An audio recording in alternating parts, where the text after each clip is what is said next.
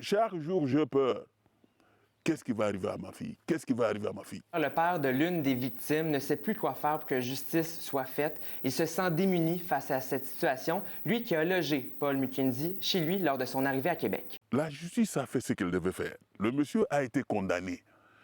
Maintenant, il faudra que le côté gouvernemental, ou je ne sais pas moi comment ça se fait là, qu'on puisse l'extrader et qu'il revienne ici.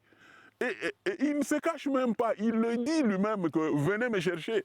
Moi, je suis citoyen canadien.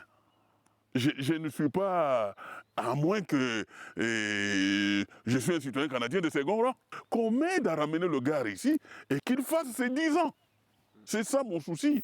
Pour assurer le père de la victime, quelles sont les probabilités que Paul Mukendi finalement purge sa sentence? Malheureusement, ma réponse ne sera pas trop rassurante pour monsieur parce qu'il n'existe pas de traité d'extradition entre le Canada et la République démocratique du Congo, qui fait que pour pouvoir extrader monsieur pour qu'il puisse purger sa sentence au Canada, donc sa peine d'emprisonnement qui a été confirmée, comme je le disais, par la Cour d'appel du Québec, ben, il doit y avoir des négociations avec les autorités de la RDC, malgré qu'il n'y a pas de traité d'extradition. Je doute fort que des négociations dans le but de pouvoir extrader monsieur vers le Canada pour qu'il puisse purger sa sentence d'emprisonnement, c'est pratiquement voué à l'échec. J'ai attendu jusqu'aujourd'hui.